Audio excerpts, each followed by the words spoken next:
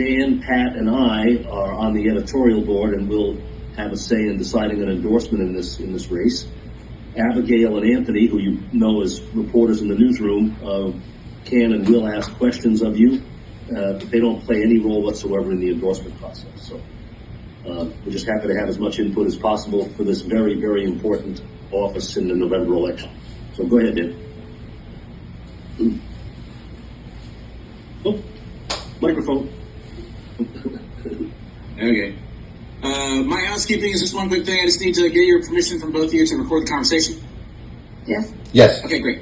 Okay, the reason we do that is twofold. One, obviously we want to get your quotes right.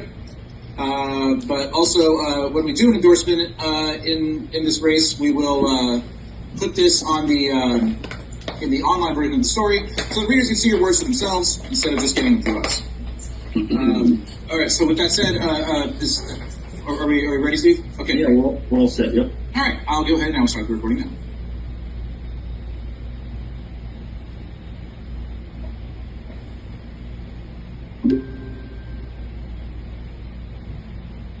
Welcome to this Sun Sentinel editorial board interview with the two candidates for Supervisor of Elections in Palm Beach County in the November election. I'm Steve Bosque, the opinion editor of the Sun Sentinel, and with me today is Dan Sweeney and Pat Beal on our editorial board. And we have a couple of reporters on the call as well. We appreciate both candidates participating, and that is Democrat Wendy Sartory Link, the incumbent, and Jeff Buongiorno, the Republican candidate for Supervisor of Elections. This is a partisan election, but everybody's eligible to vote, and it'll be on November 5th ballot in Palm Beach County. Thank you both for coming here today, both candidates. Really appreciate it. Thanks for having us. Thank you. Yep. I want to dive right in and ask a question of Supervisor Wendy Link on the day we're recording this interview, which is Thursday, September 5th. A story that's in the news and is generating a lot of conversation.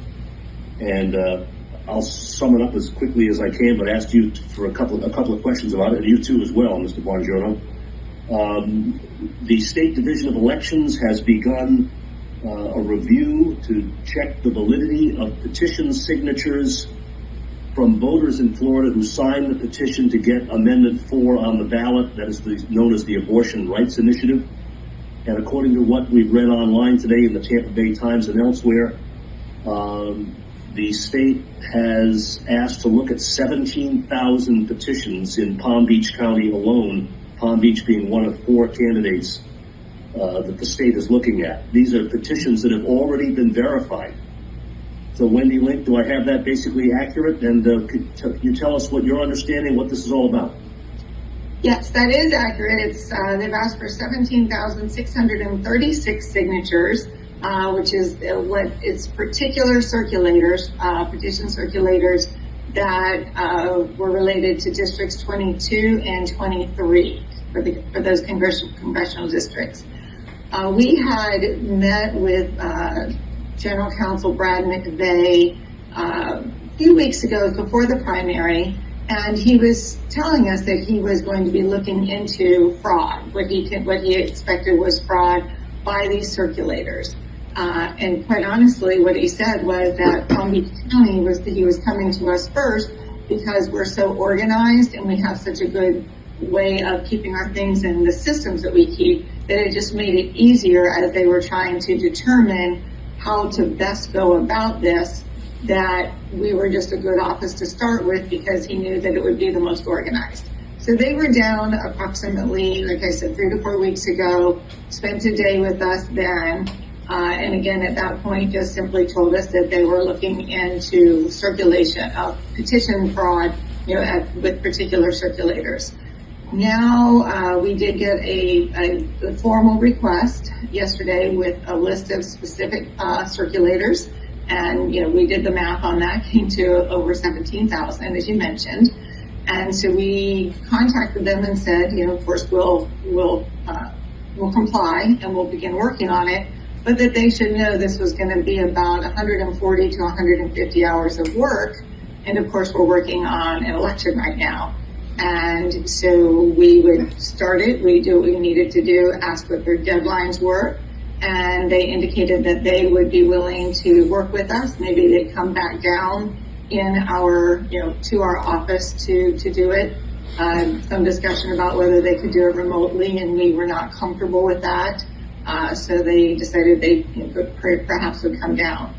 In terms of what they're after, I can only tell you specifically what they've said in the email, which has been made public record, and that is that they were looking at fraud, and that they are looking both at signatures. Previously, they had looked at the signatures that had been not validated, and now we're looking at the others. There are people who have, who believe that there's more to it, but I don't have any information to that effect. In terms of the particular circulators that the state is interested in, did your office and your staff find any irregularities with the work of these circulators? Some of them, yes. Yes, some of them we had, and we do flag some. We do flag them. Both for this, some of the circulators will work for various different issues, not just Amendment 4. Some of these were the same ones that we dealt with even back in when we were looking at the casino gambling years ago, and had a significant number that were not valid at that time. Okay. We have a lot of ground to cover here, but I want to ask Mr. Buongiorno.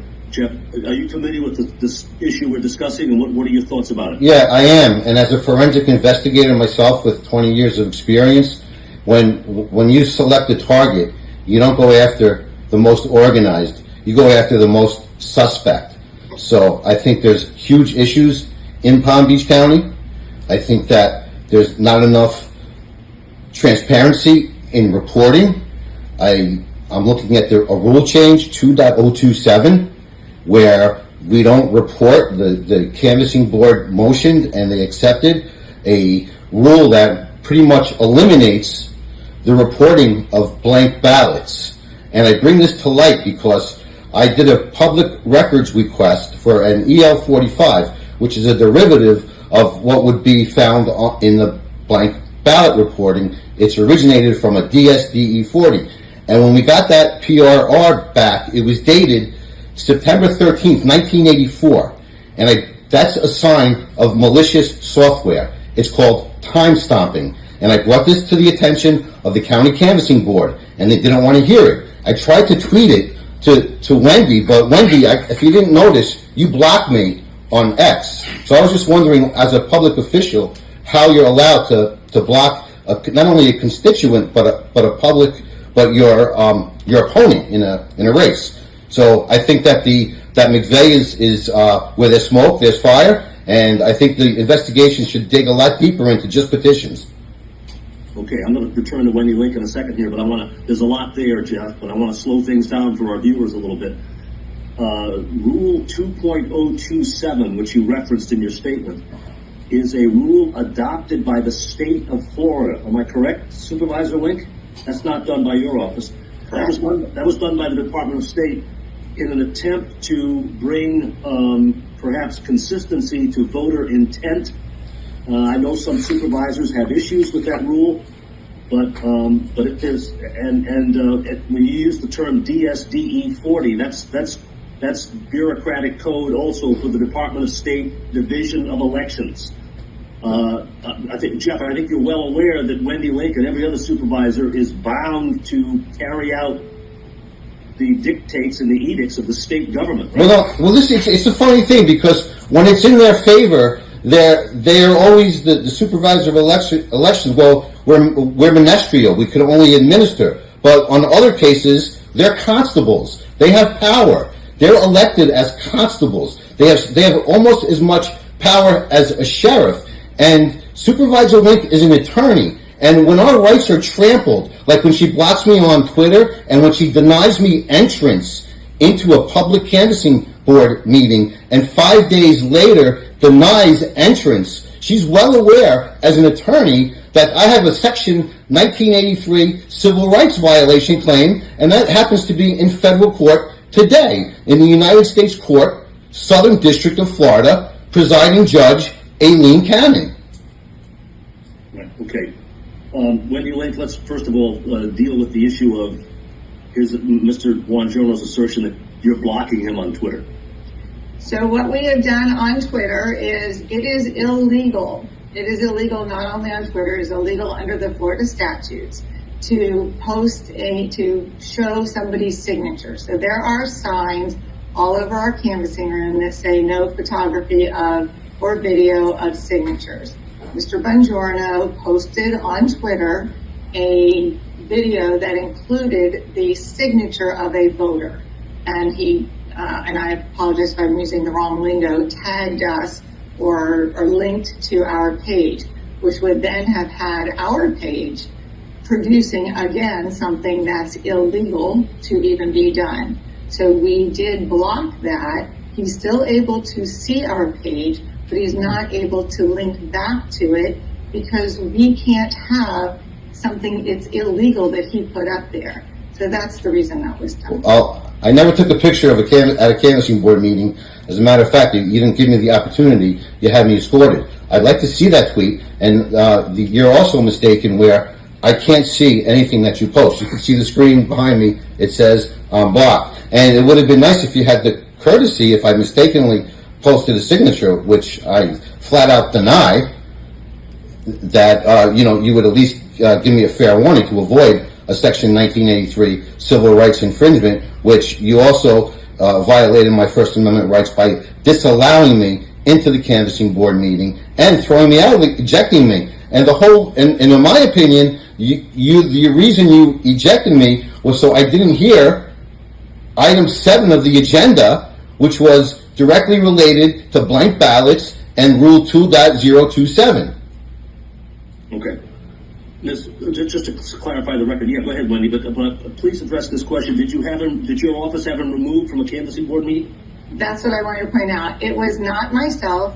If the chair of the canvassing board is Judge April Bristow. By statute, the county court judge is the chair of the canvassing board. Canvassing board, and certainly I would ask that she would speak for herself, but the canvassing board chair, Judge Bristow, gave 3 different warnings to Mr. Buongiorno to not be disruptive during the meeting. When, after the 3rd one, she asked him to be removed, he did leave. He went out to our lobby, illegally handing out because we're a polling location, at the same time, he was illegally handing out his campaign material. The office explained to him that he would have to go 150 feet. We had those properly marked. At which point he came back to the canvassing board meeting. Judge Bristow said that she saw it, but decided that she was just going to let it go so long as he, stayed quiet. He disrupted again, and at that point, Judge Bristow asked the sheriff to have him removed. She said she didn't know who he was. She called him the man in the mint green shirt. I've been very careful with our canvassing board. I have not discussed Mr. Buongiorno or my upcoming race, in the canvassing board, believing that would not be appropriate. So she did not know. I, of course, did know that was Mr. Buongiorno, but Judge Bristow did not. So she had him removed because he was disruptive. May I? Okay. She's conflicting 2 separate events.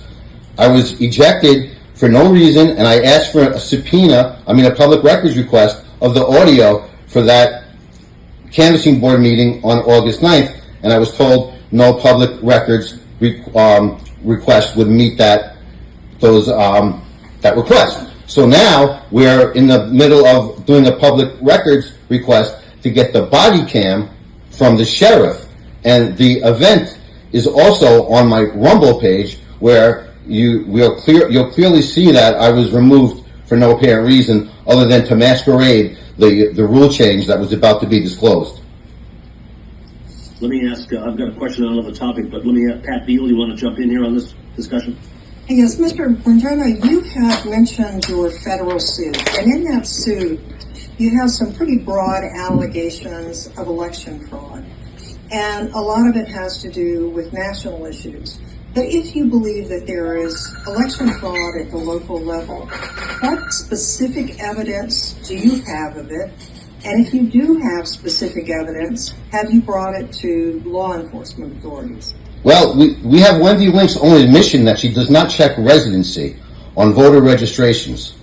We have Mi Familia Vota, an NGO who's parked outside of the tax collector's building, signing up folks without any ID. Did you know in Florida you could sign up to vote with a 4-digit code, just the last 4 digits of your social security number? Then you can go online and request a ballot using just the last 4 digits of the social security number. Not only that, you can request ballots for anyone who you claim is related to you. So there's a chance that a person can not only register to vote, this is a fact, with no ID, they can request a vote by mail ballot, and they could send it back and cast their ballot without ever showing a photo ID or even showing their face. Okay? This is a huge threat to our election security, especially since the Help America Verify Voters Act, Section 303,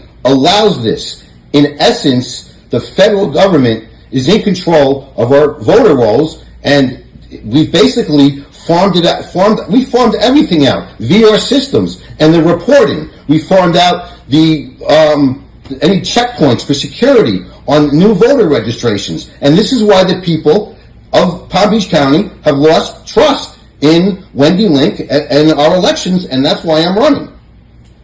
Well, I have a follow-up question or two and an observation, and Ms. Link, I'll give you an opportunity to respond to this. But first of all, what is inherently wrong with Mi Familia or any nonprofit signing people up to vote? That doesn't mean they're going to get to vote. I mean, their registration has to be examined, you know. It's not quite that easy in Florida.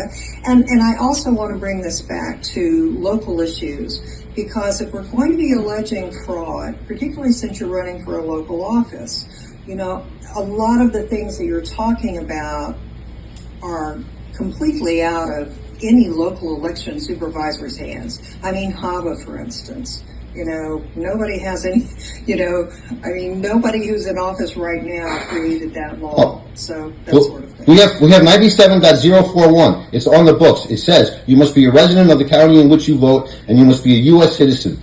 We also have the state constitution. It reiterates that. In 2020, we had a ballot measure that passed by an 80-20 in favor of to add the word only U.S. citizens. So this is the desire and the will of the people, and our constable is not following through on the laws that are on the books.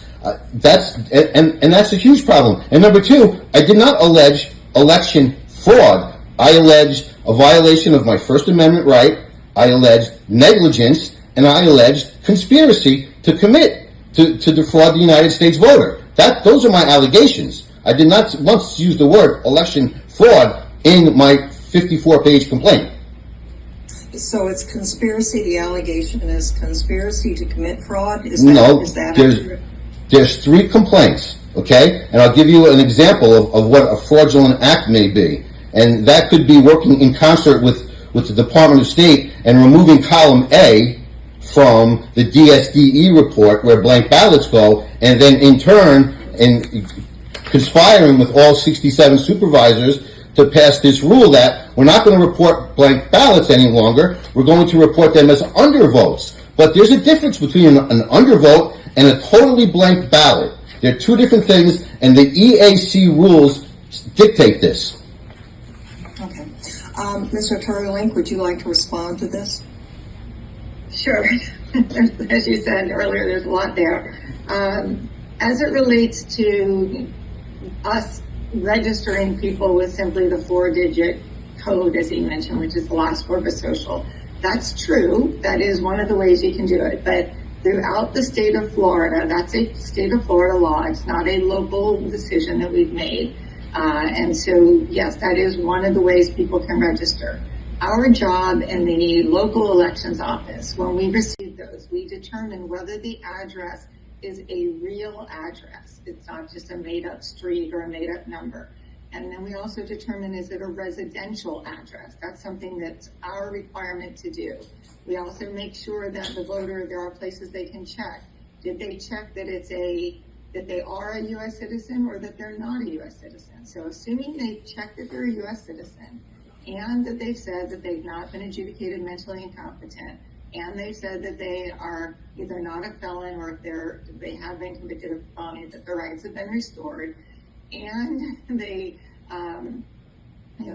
said they're a U.S. citizen, then and that's an address that's a valid residential address, then we input their information, we send it to the state. It is only the Department of State that has the ability to research the database that determines eligibility. No supervisor of elections, none of the 67 has access to the database that says eligibility. Our office does do as much as we can because we do have access to date, and we do look at when we see, for example, that somebody registered with a birth country that's not the U.S., we will look to see if they have immigrant or citizen status through Dave, but that's the best we can do. And as you know, somebody can get a driver's license, and because there's a fee associated with it, a lot of times people will become residents and will become citizens, but they haven't yet updated their driver's license. So the database that we do have access to is not a fully accurate database. So the only way we can determine citizenship eligibility is when we send it up to the state. The state then will send it back to us and either say, yes, they can be registered, or no, they cannot because they're not a citizen, in which case, if more than the 13 days has passed, then we begin the initiation proceedings to remove them as a voter. So, the citizenship and registering people to vote who are not U.S. citizens, we don't do that to the extent that we're aware that they're not citizens, but the full database is only done at the state level.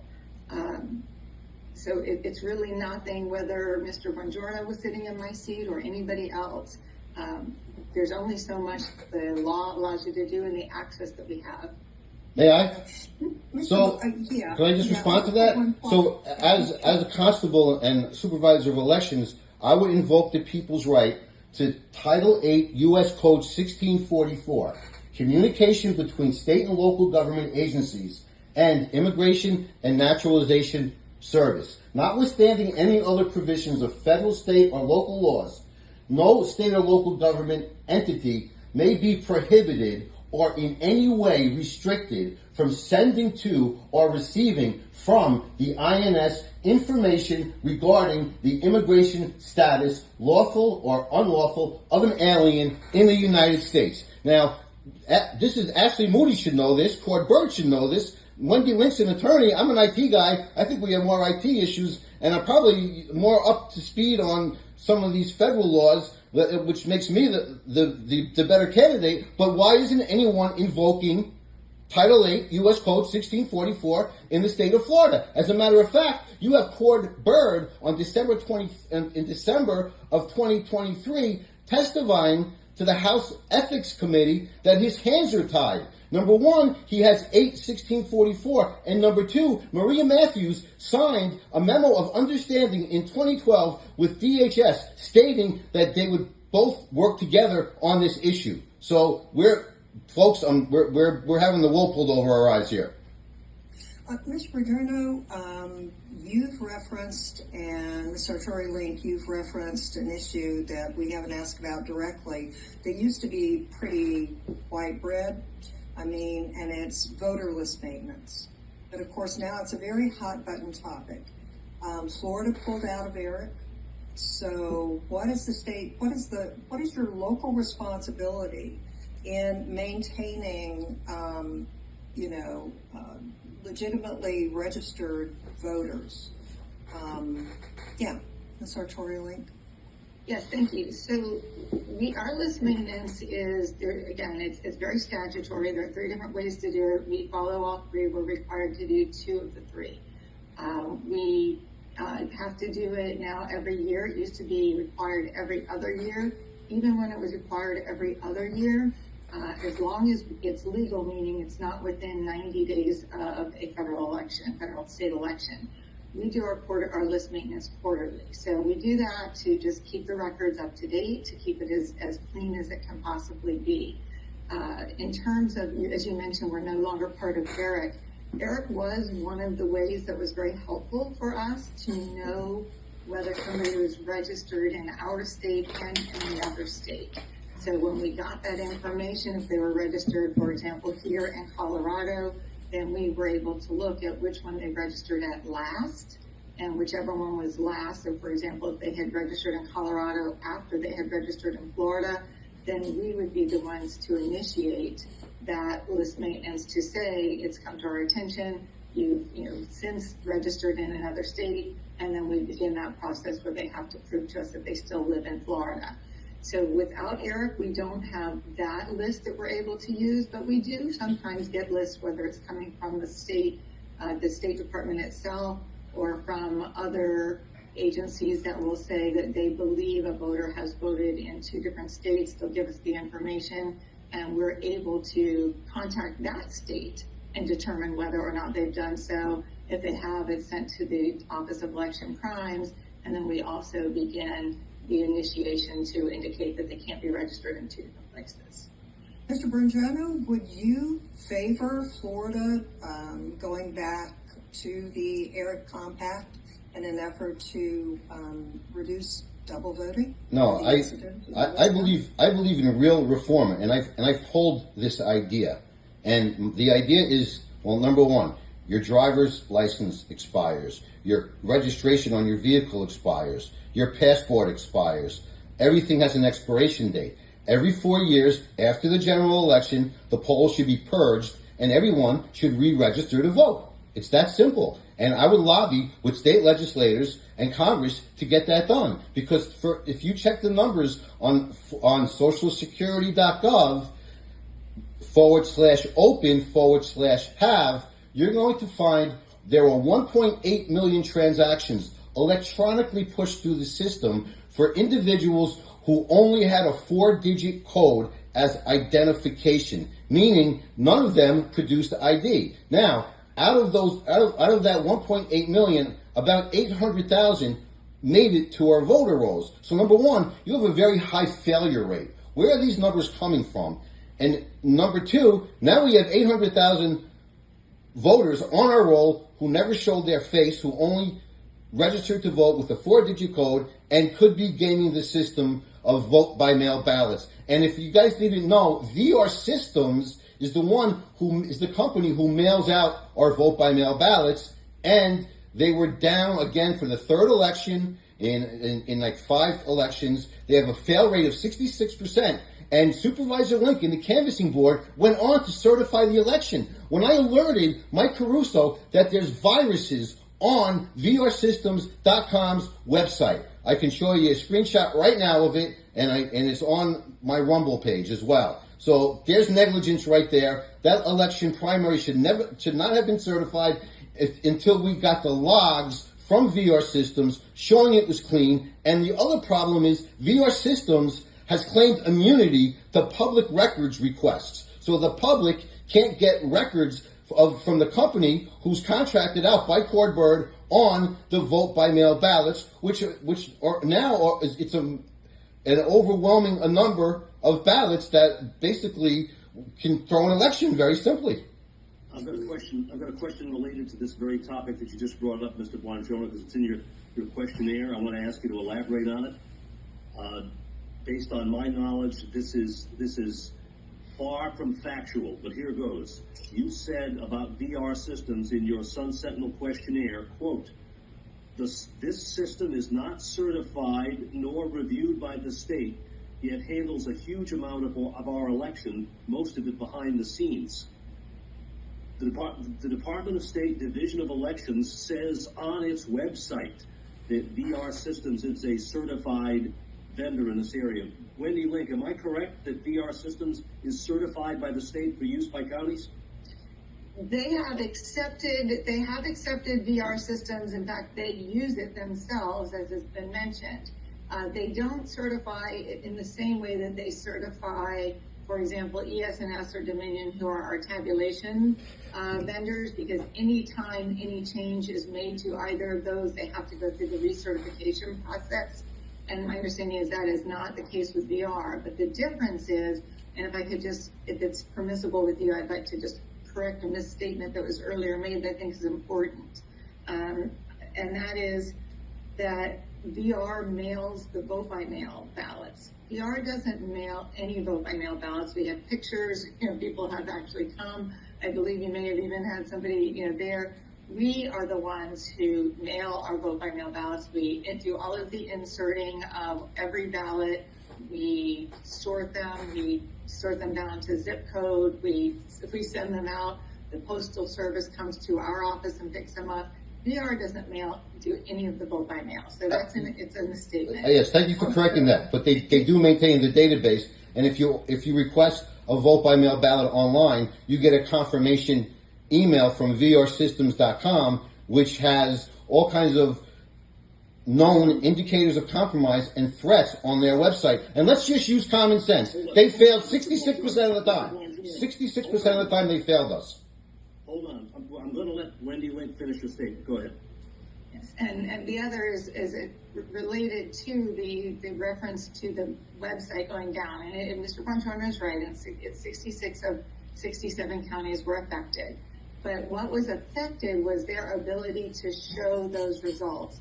The results themselves are not tied in any way to VR systems.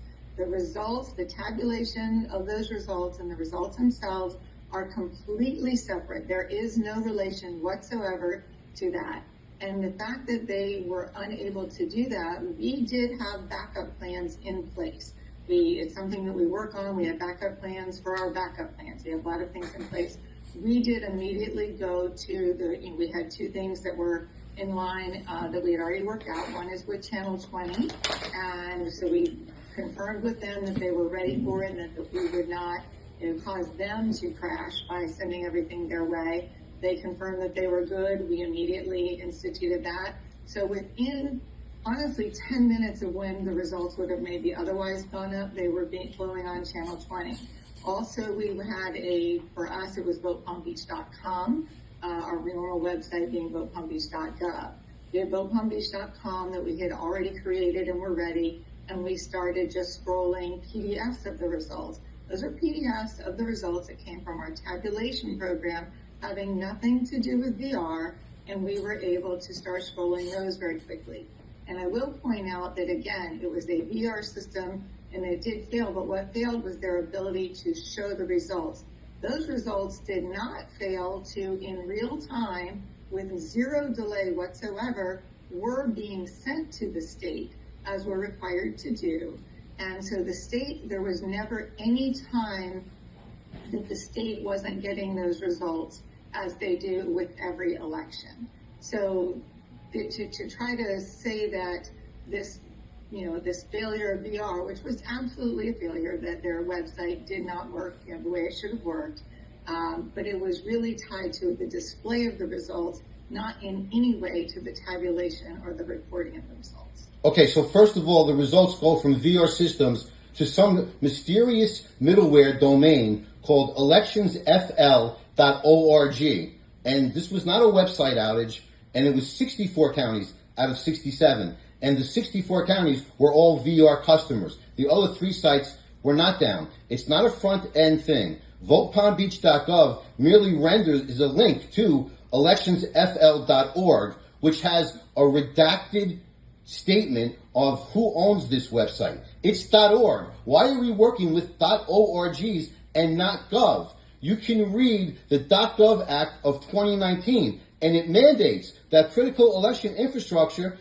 that CISA shall do their best. Now, votepalmbeach.gov is .gov. That's what we expect. But they're just displaying and redirecting to electionsfl.org, which for all we know could be a private foreign-held company. Unless you can prove otherwise. And Wendy, then I'd like to see those links. I'd like to see those log files that you mentioned that show there's no downtime on the Amazon web servers that host VR. So they don't even have their own infrastructure. They farmed it out to yet another third party, which always builds in plausible deniability to Amazon Web Services. We need to see the Amazon logs of the traffic that hit the VR infrastructure. That's what we need to see. As far as the .org goes, Broward SOE was a .org 2 years ago until it got our votes to go. Yes, and since then, the .gov Act of 2019 and 2020 has solidified that should not happen. And it's not an organization; it's a government. And it was the Supervisor Elections website, and everybody knew it was the Supervisor Elections website. It was a .org. I don't see what the big deal is. Because the .org it's government data. Why is it on .org? Why is it redacted? Who's managing the DNS? Why does it have to be on a .gov versus a .org? What's it? Why is it there in the first place? And why is it redacted? Mr. Why is Buongiorno, Go ahead, Steve. I'd like to ask you just a broader question. I mean, this is the opinion desk and the opinion section of the Sun Sentinel. So we have opinions. I mean, since this interview began, you've done a lot to try to sow a sense of distrust and lack of confidence in the reliability of voting in all of Florida, all of Palm Beach, if not all of Florida as well. And I don't know if that's your intent or not. That's what it appears. My question to you is, if you're successful and you win this election for Palm Beach election supervisor in an election administered by Wendy Sartory Link, are you going to accept the results if you win? Well, that's a great question. We'll have to look at the DSD 40s and the number of blank ballots and how many vote by mail ballots were mailed on a single day. So I will scrutinize my election as far as I scrutinize any other election. And I am telling you facts because I am part of a group of 13 candidates, all for supervisors of elections, who all see the same patterns. So it's not that I'm bringing distrust to Wendy.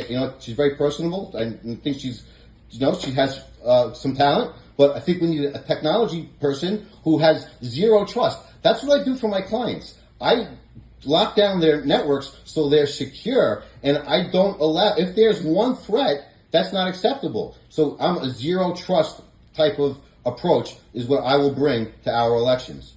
I've got one more quick question for you, then I'll open the floor to my colleagues. And I want to ask you if you agree with your party's presidential nominee, Donald Trump, who on Dr. Phil's syndicated TV show in the last few days, he made a statement that's been widely repeated on news sources all over the country. Trump said, and I quote, "Anytime you have a mail-in ballot, there's going to be massive fraud." Do you agree or disagree with that? Well, I would ask the other 124 countries, France, Mexico, that they banned mail-in ballots. So I would ask the leaders of the countries who banned it if they agree. They know more than me. Wendy Link, can we trust the reliability of voting by mail in Palm Beach County? Yes, you can. Vote by mail. There are three ways to vote. Everybody's going to have their favorite. Vote by mail for many is the way that they choose to vote. There are safeguards in place for it. Early voting, election day voting. The reason there are three ways to vote is because there are different people with different preferences and different reasons at different times for the way they vote. I will point out that Mr. Trump has voted by mail himself. There are, it is safe. It's done in a very transparent way. I think that there are some concerns, whether it's related to the post office and what have you. So we have put other programs into place that are free for the voter, ballot tracks being one of them, where ballot tracks is something that the voter can make the choice. They can say, I'd like to be contacted by text, by email, by phone call. They can even limit the times that we make those contacts with them. And then we will proactively then send them a notification that says, we have mailed you your ballot. Now the voter knows to be looking for it, so that if they don't get it within a few days, they can contact us and let us know, and they can be aware whether somebody may have picked it up. Same way on the way back. Once, we'll let you know we received your vote by mail ballot back. So if you've mailed it, we haven't gotten it, we can start looking for that. Also, if you have forgotten to sign it or if your signature doesn't match and it needs to be cured, it allows you to do that, and then it lets you know it's been counted. So there are things that are helpful to the voters. Anytime we are going to not accept a signature, that's done by the canvassing board in a publicly viewed meeting, a publicly noticed meeting. I'm sorry. So there are a number of safeguards that are in place for that. I want to just hold on a second, Jeff. I'll give you the floor back in a second. My colleague Anthony May has been waiting patiently to ask a question. I want to give him the opportunity. A couple of follow-ups, Mr. Buongiorno, as succinctly as you can. Do you think Republicans should vote by mail, or should they only do early voting and election day voting? I believe that you cannot replace the sanctity of the ballot box with the mailbox. I ran for Congress in USCD 21. I apologize. Do you think Republicans should use voting by mail? I think that they should vote however they feel comfortable, as long as they get their ballot in. But when you vote by mail and you cast your ballot, you create supply, and the opposition sees the supply. I prefer single-day elections like we did before COVID. Why do we still have these policies? The pandemic's over. We didn't do single day before COVID. There were early voting days and mail-in voting long before the pandemic. Sure, I'm talking nationwide. This is a national problem. In Florida, you would get rid of mail-in voting and early voting in Florida. You just Well, get rid of it. I would take a look at the Florida State Constitution that says election day shall be the first Tuesday after the first Monday of November, and it says that elections shall be secret and direct. And when the ballot goes to the mailbox and then someone takes the mail to the recipient, that's not direct. And it also works both ways. And also, 100 out of 191,000 mail-in ballots that were mailed out in the last primary, there were approximately 392 that were sent to addresses that are not found in the official U.S. Postal database of averages of addresses. And that's a very high average rate. The acceptable Six Sigma error rate is one error in 3.4 million. And in Palm Beach County, her words, she mailed them. Out of 192,000, 392 went to addresses that were not complete as per the U.S. postal system. To follow up, could you directly answer Dan's question? Do you want to eliminate early voting and mail voting in Florida? I do. I think we should go by the Constitution, and that should be a challenge. And then to follow up on another earlier question, as Steve was saying, it sounds as if a lot of your issues are with the way the state is implementing election laws. Are you suggesting that Governor DeSantis' Secretary of State Cord Byrd is negligent in his duties? I mean, do you think he should be fired because of all the things you've been talking about? Yes, absolutely. There should be an investigation into VR systems before that election is certified. 15 days to stop the fraud. Right now, before they certify that in Tallahassee, we should get all the log files. It should be a third-party outside IT company. Cord Byrd admits they have no in-house staff for IT experts. Everything is contracted out. Our elections are contracted out. Cord Byrd could invoke 8-1644, Title 8 U.S. Code 1644. He can check the status of voters. Also, you want the governor to fire Secretary Byrd? I think that Secretary Byrd should resign in disgrace, as should Maria Matthews. Thank you. So, Mr. Buongiorno, you're an IT guy. Are you familiar with ESS's election system that's being used in Palm Beach County? Actually, I am somewhat. To give you a story, I did a forensic analysis on the Mesa County, Colorado production server, and we found time stomping. Time stomping means you overwrite a date for nefarious reasons so you can't find it in log files. We did a public records request for an EL-45 that was returned by Ms. Link's office with the date September 13th, 1984, generated at 4:23 a.m. I warned the county commissioners, they ignored me, and they basically returned a public records request showing time stomping. And when we requested it a second time, when we went the second time, the report was replaced with basically an altered record. It had no hash. It had no GUID. So there's a problem there, and we have people that we're relying on IT, and the people that are in charge don't know enough about IT to properly administer it. The reason I'm pressing on this question a little bit is because a lot of what you're talking about, a lot of your critiques, has to do with technology. ESS counts the votes in Palm Beach County. Are you saying that it does not count votes accurately?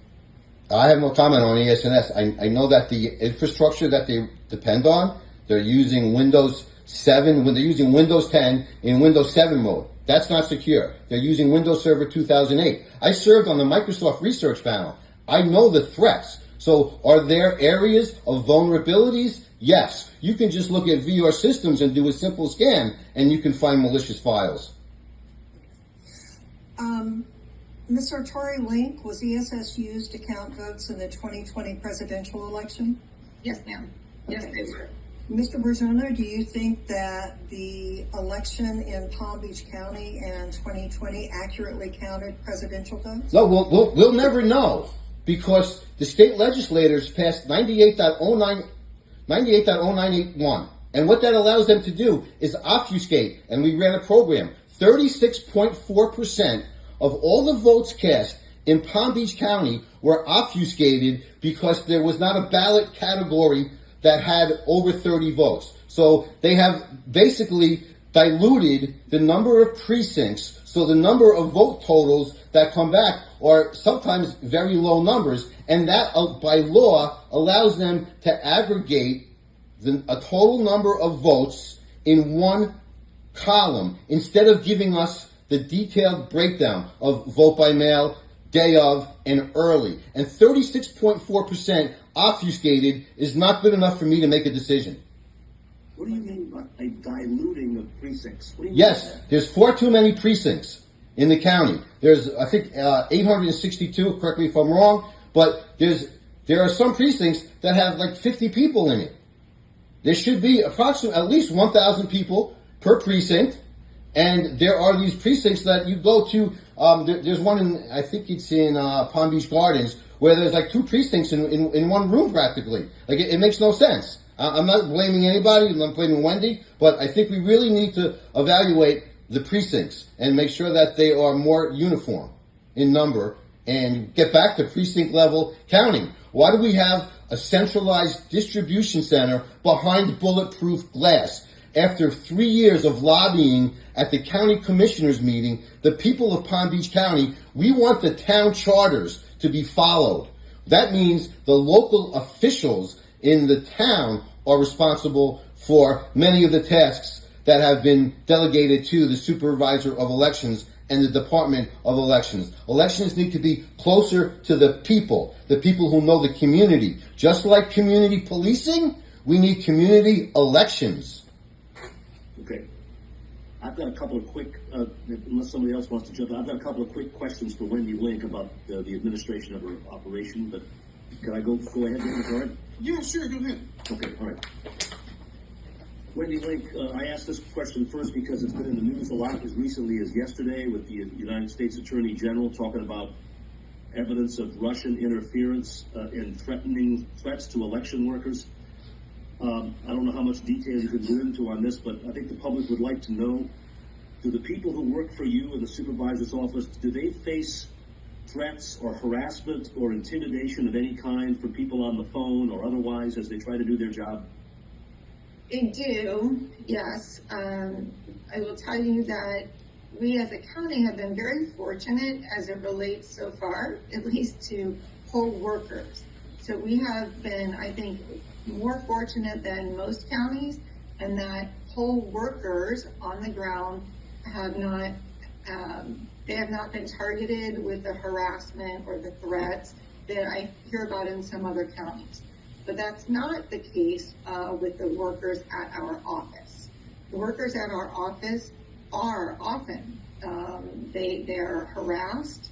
They're harassed by people who come in to public viewing and to members of the public, because as has been mentioned, many of our operations are open to the public, And so the public is there, and they will harass our staff on the phone and in person.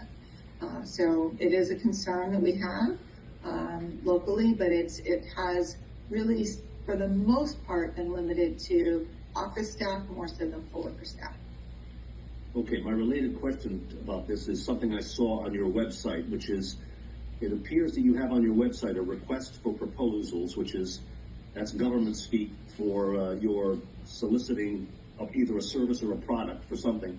And it looked to me like your proposal on your site is you're looking to hire workers to help staff the early voting sites.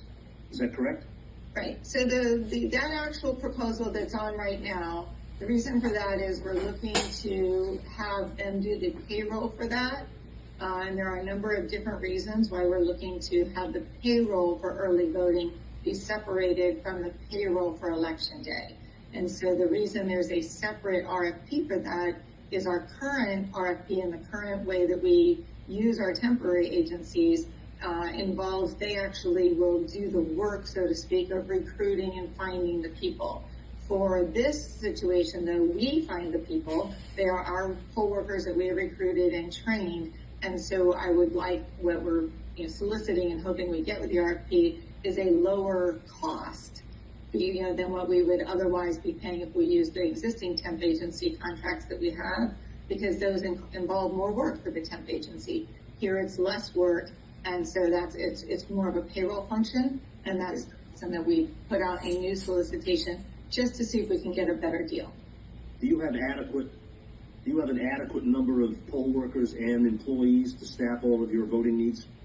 We do for early voting currently. We are seeking more for election day. So we are in the process, in our normal process right now of recruiting additional poll workers for election day because with vote by mail being down from what it has been, we are expecting that more people will come in person.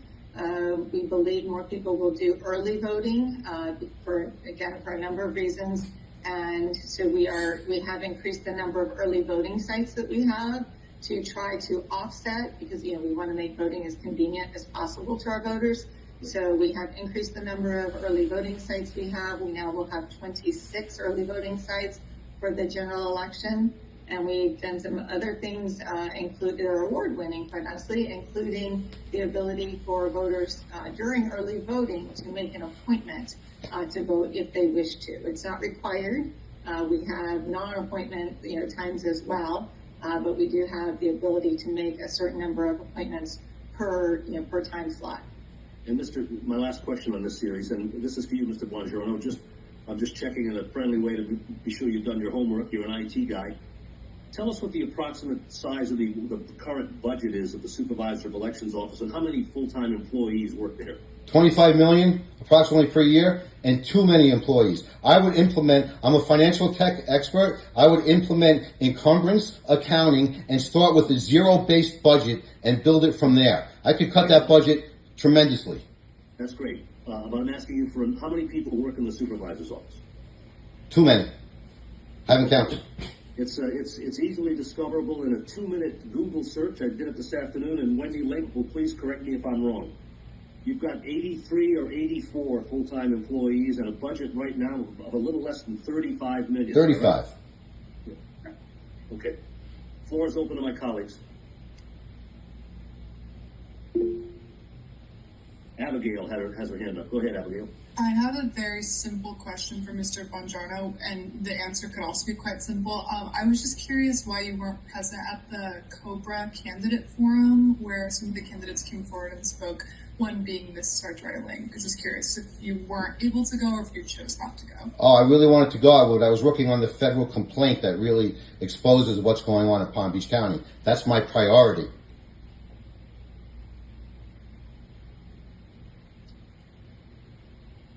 Okay, we've looked at your complaint a little bit, Jeff. Am I correct? Do you assert in that complaint that there's a very high risk of non-citizens voting in American elections, right? I do. They can't. Basically, it's Joe Biden's fault. Basically. No, it's a system that's been in place for a very long time, And this could be easily resolved. We have what's called the Palm Beach Juror Selection Manual. And those folks go through a database, because if you had a non-citizen on a jury, there'd be a mistrial. So we need to apply 97.041, which is the law about the criteria for an eligible elector, to that of a jury. The people of Palm Beach County deserve the same scrutiny for the voter database roll as they do for a murder trial. Okay. We're coming up on close to an hour, and we've covered a lot of ground here. We haven't covered everything, but I want to be respectful of the candidates' time and schedules. I'm going to let each of you make a brief closing statement, 60, 90 seconds. And we'll just do it alphabetically. Jeff Buongiorno, you have the floor. Go ahead. Sure. Well, there's been issues with Palm Beach County for many years. You had, Wendy was appointed as a Republican. She switched parties. I think she's, her time has come. Let's not look for term limits. Let's vote the new guy in. I bring IT expertise to the table. I am a finance guy, a tech guy. I am uniquely qualified. With my amount of certifications, according to Microsoft's database of professionals, I'm one of 25,000 people in the entire world. I'll do the job. Am I thrilled and happy to want to take it on? No, because I could be doing other things that are more advantaged for me personally, but I want to serve the people of Palm Beach County, and I want to straighten out our elections systems, and I believe I'm the guy to do it. All right. Thank you very much, and thanks for participating here today. Thank you. Sartory, you have the floor. Go ahead. Thank you very much. I appreciate it. I'd like to continue to stay in this office. I feel like I have, over the last almost 6 years, 5.5 years, really worked to fix the office, to make it better. We worked to increase voter confidence, voter education. We put a lot of things in place to make it easier for people to vote. Everybody who's eligible to vote. We don't allow people who are not eligible to vote, as determined by the state, to vote. We do have very clean voter rolls. And we have really focused on, as I mentioned, there are 3 legal ways to vote in Florida, with vote by mail, early voting, and election day voting. And we've worked to make all 3 of those more accessible, certainly more safe and secure. We have won national awards for our cybersecurity innovation. We've won national awards for our innovation in elections processes, which is something we haven't done. We focus a lot on voter education. We do a lot with, mailings, with radio, with TV, with billboards, with individual meeting with groups, so that the voters can be educated. And the laws change all the time. And every time the legislature meets, we end up with a handful of new laws. And so we work very hard to make sure that the voters are knowledgeable about those. We've done a lot of things with the office. We have increased wages to make it a good place to work. We've also worked to increase the quality of our poll workers and the number of the poll workers, so that we can satisfy the voter demands and needs that we have at the polling locations. We've done a lot to clean up just, some of the things that aren't as sexy or exciting to the public maybe, but, we have spent literally years cleaning up the public records. We spent really about 2 years going through and finding just boxes in the warehouse of things that weren't properly marked and didn't indicate when the proper retention was. And so in the effort to always leave something better than we found it, we have gone through and fixed all of that. And so we have now an award-winning records retention policy and a records retention program. So really what I've done is gone in and looked at what are the issues, how can we improve the office, have focused on doing that, and would like to continue to do so. And I appreciate any support. Thank you. All right. Thank you to both candidates for being with us today very much. Good luck to both of you. Yeah, I just have a question about campaign gifts being paid with taxpayer dollars. This coolie here was clearly a campaign gift, and it's paid with taxpayer dollars. Just how much is in the budget for campaign gifts, Wendy? I'm going to let you respond, Wendy. That's not a campaign gift. That is something that was done not during a campaign period.